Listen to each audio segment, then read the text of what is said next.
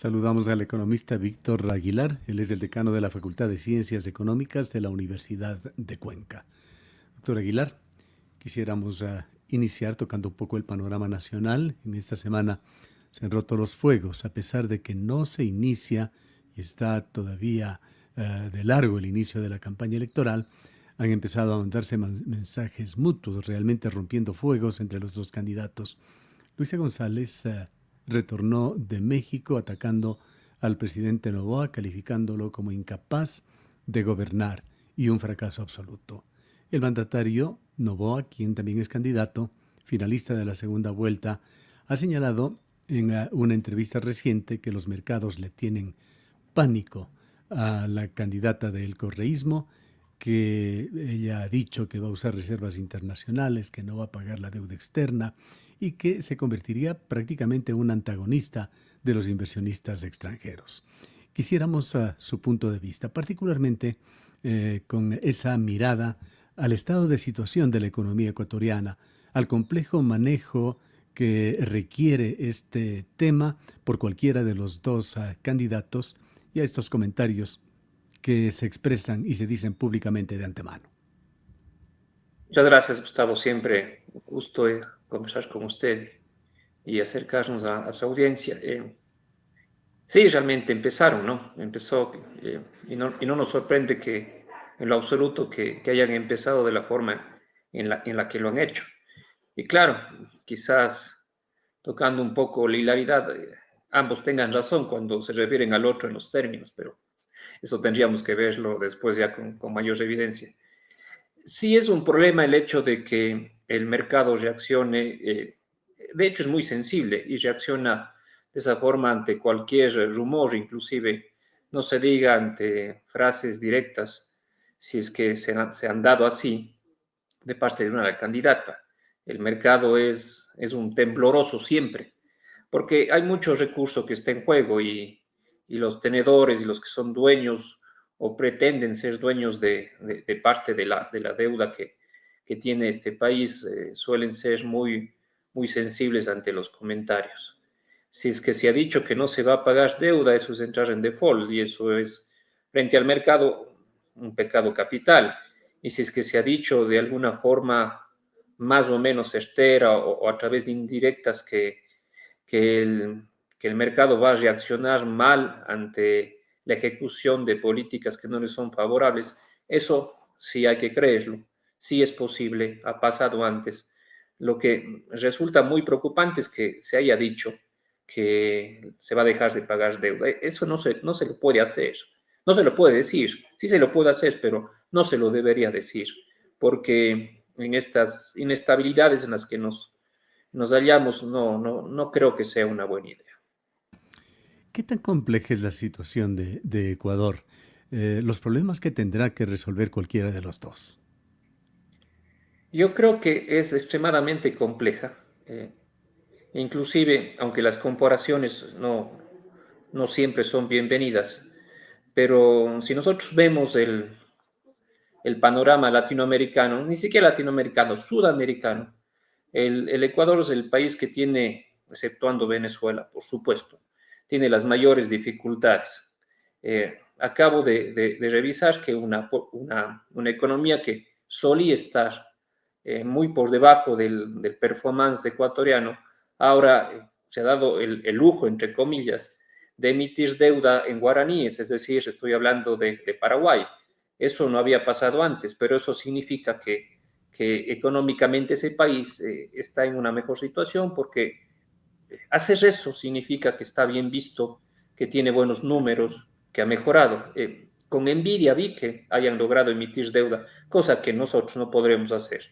El No PIB podríamos de hacer. Paraguay, si no me equivoco, en alguna encuesta reciente o en un dato reciente, estaba en el orden de 4,5% de Sí, crecimiento.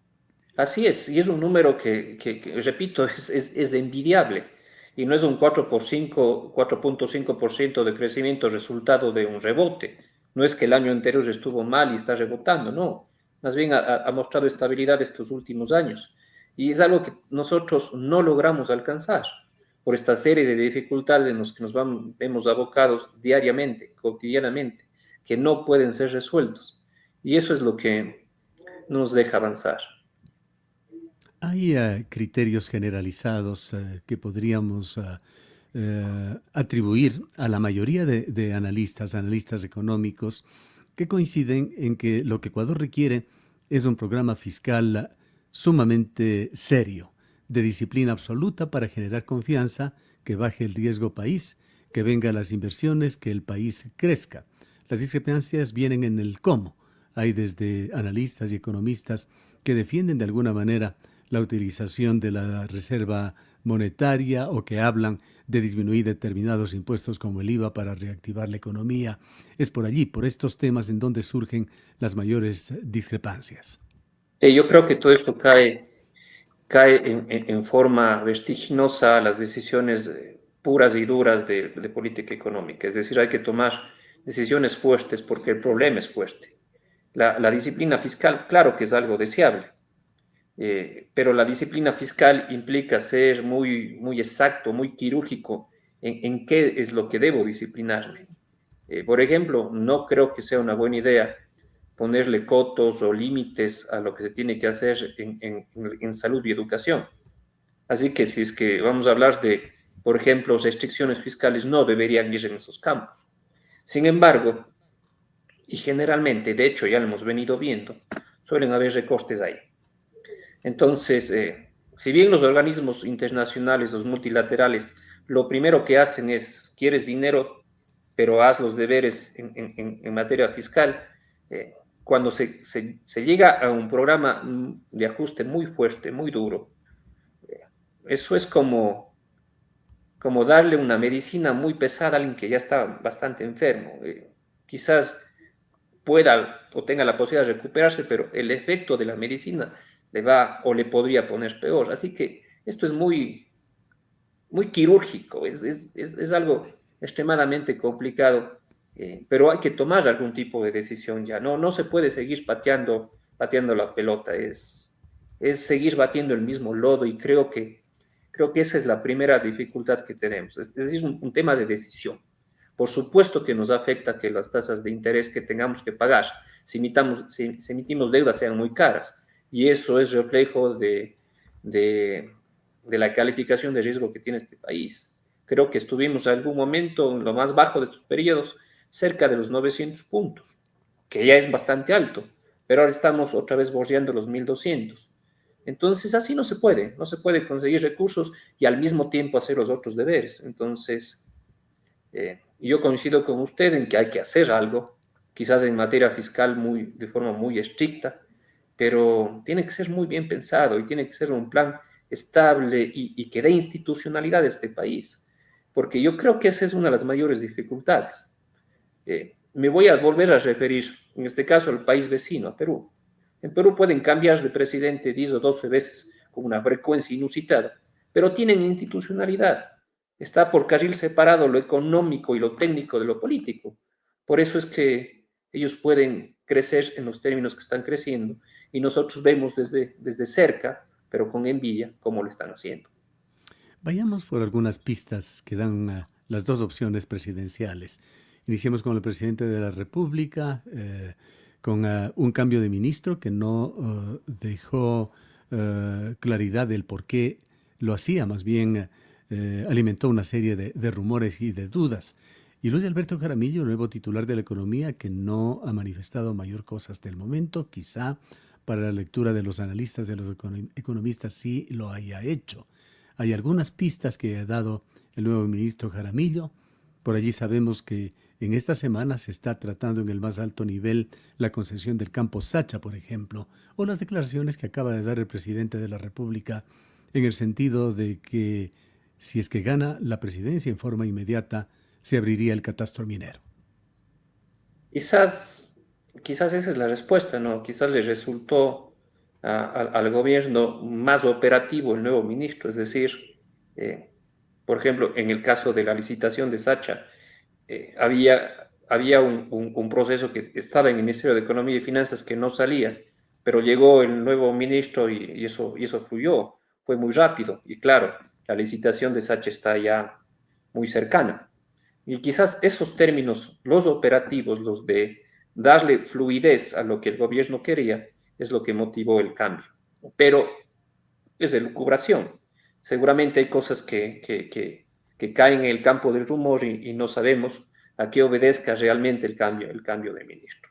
Yo particularmente creo que el ministro anterior lo estaba haciendo bastante bien en algunos aspectos muy específicos, pero no sabremos hasta que alguien decida contarle al país cuál fue la razón del cambio. En el otro lado, en Luisa González sí hay una serie de rumores, algunos sustentados en declaraciones previas de la propia candidata o de adeptos y partícipes de la revolución ciudadana. Se habla allí de una gama de situaciones, desde lo que mencionábamos, uso de reservas internacionales, hasta amenazas a la dolarización. Sí, parece que repetimos la historia porque casi siempre, sobre todo cercanos a la segunda vuelta electoral, se pone sobre la mesa el tema de la dolarización. Y además de la dolarización, se insiste también en el tema de generar dinero electrónico que podría estar en manos del Estado, con todos los riesgos que eso implica. Además, se está discutiendo una norma que me parece que el mismo actual alcalde de Quito, Pavel Muñoz, puso para supuestamente blindar en términos legales la dolarización, en una aparente contradicción entre el Partido de la Revolución Ciudadana. Entonces, claro, hay cosas que no se entienden, quizás son dichas para poder captar algún sector de la votación, pero que solamente son superficiales en el sentido de que quizás vayan a hacer otra cosa cuando estén en gobierno. Esa incertidumbre es con la que convivimos nosotros. Se dice una cosa y después quizás se hace todo lo contrario. Y, y claro, desde el otro lado, la defensa de la dolarización ha sido su bandera. Eh, pero resulta que desde el partido de la candidata González también se manifiesta que se dará o habrá una fuerte defensa de la dolarización, en una coincidencia que no les permitiría pelear. Pero sin embargo, habría que leer entre líneas qué es lo que quiere hacer el uno y qué es lo que realmente quiere hacer el otro. Sí, y allí hay lecturas y vestigios del pasado que han dejado huella. Está Diego Borja, uno de los académicos que desde ese punto de vista ha hablado de una desdolarización, de que hay documentos que han quedado, o el ex candidato a la presidencia de la República también, que hablaba de los ecuadólares. Hay razones para que se hayan alimentado en determinados momentos esas dudas. Sí, hay, como bien dice, hay vestigios, hay evidencias de que así ha sido. Me parece que ese artículo o nota técnica que elaboró Borja se llamaba "Cómo salir de la dolarización sin Ujú, morir en el intento". Palabras más, ujú. palabras menos. Pero un documento formal de la necesidad de salir del dólar como moneda de curso legal, aunque ahora, desde la misma bancada de la Revolución Ciudadana, se quiera establecer como norma que el dólar sea la moneda oficial. Pues claro, evidentemente hay contradicción. Y, y estoy de acuerdo, usted también se refiere a que algún vestigio en todo esta vorágine, este problema de dolarizar, mantener o desdolarizar, es el tema del dinero electrónico, de la billetera móvil y de todos los derivados que ello implique, que también tienen que ver, por supuesto, porque está encadenado con la necesidad que indican algunos de utilizar los recursos de reserva para establecer mejores presupuestos para la parte pública, para la gestión de lo público, para la inversión pública. Entonces, esta serie de elementos que aparentemente no están encadenados, yo creo que obedecen a un mismo sentido, a una misma forma de ver la economía desde el partido de González, y que entraría en contradicción con la forma que tiene de ver la economía el partido del actual presidente. Quedémonos por un momento en estas dos situaciones que aparentemente persigue el régimen de Daniela Noboa. el campo Sacha, que entre otras cosas significaría dinero fresco, unos 1.500 millones de dólares que recibiría el dinero en forma inmediata. Y el otro tema, el del catastro minero, que dicho sea de paso, fue también tesis de varios de los candidatos a la presidencia de la República que no lograron mayor votación. ¿Qué tan convenientes ve usted los dos temas? ¿Qué pros? ¿Qué contras? Bueno, el momento en que se le da al Estado de inmediato de los 3.000 millones y pico que es lo que le daría al Estado la licitación de Sacha, si se reciben ahora 1.500 millones, se aliviaría en gran medida las dificultades fiscales. Fíjese que actualmente, quizás me equivoque en el número, pero solo a proveedores se les está debiendo una cantidad exorbitante que está cerca de los 12.000, 13.000 millones de dólares a proveedores que me imagino el momento en que se inyecte esa cantidad de dinero, si es que se tuviese, deberían haber algunos beneficios porque circula más dinero con su efecto multiplicador además. Así que si es que están peleando, entre comillas, por recibir ahora 1.500 millones, es una buena medida de la emergencia fiscal en la que se está. Eh, es oro en polvo 1.500 millones ahora. El uso de eso es absolutamente necesario. Además, también hay otros, y perdón que quizás me salga un poco del tema, pero hay otros efectos o acciones que podrían tener un efecto poco deseado en la economía, como por ejemplo, si es que empiezan a debilitarse las remesas que estamos recibiendo los migrantes. Estuvieron en récord, creo que alcanzaron los 7.000 millones como nunca. De hecho, la cantidad de remesas que recibe el Ecuador es superior a la deuda que puede conseguir en un año. Entonces, si es que, por ejemplo, y yo le veo esto como extremadamente peligroso para el país, ¿qué pasaría si es que se hace efectivo esta amenaza del presidente de Estados Unidos de colocarle un tributo a la remesa enviada? Además de que esto se ve incentivado, exacerbado, porque quizás el temor que tienen nuestros migrantes de exponerse va a hacer que dejen de mandar los recursos. Todo eso crea un contexto muy complicado y que creo que debería ser, no he oído hablar a ninguno de los candidatos de esto, pero debería estar sobre la mesa también.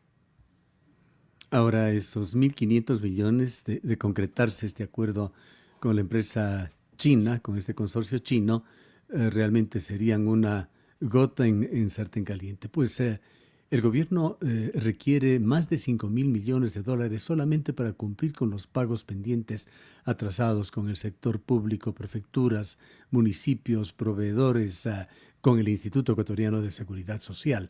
No se evidenciaría el uso de este dinero seguramente en un alivio social que con distintos frentes urgentemente requiere la población.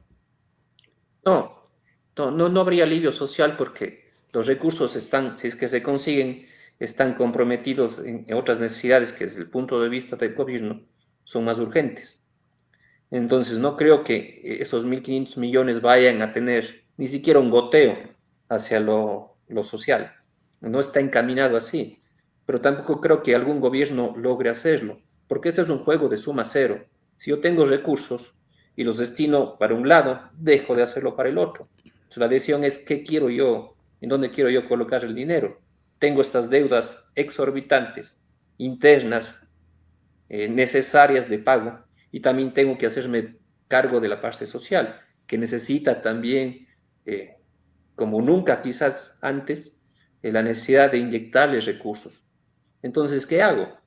Es una dicotomía perversa, muy perversa, pero quizás el equilibrio el equilibrio entre estas dos sería la medida más justa, pero determinar tal equilibrio entiendo yo que no es tarea fácil. Y su criterio sobre la apertura inmediata del catastro minero. Y a mí me parece inaudito que no estén catastrados. O sea, es algo, no soy un experto en la temática, pero si es que yo, como Estado, soy el dueño de estas tierras generadoras de estos recursos, lo mínimo, lo elemental, lo natural es que sepa en dónde están y con quiénes están. Así que yo creo que no debería ni ser discutido la existencia de un catastro minero, debería Claro, haberlo. pero Yo pensé que lo había. estas insinuaciones van más allá. Significan también que se catalizarán los proyectos mineros que por este cierre del catastro minero se vieron paralizados. Sí, por supuesto. Pero si es que no tengo yo el registro, no puedo dar el siguiente paso para poder obtener recursos. Por eso yo decía con extrañeza que no me parecía natural que no exista un catastro de esto.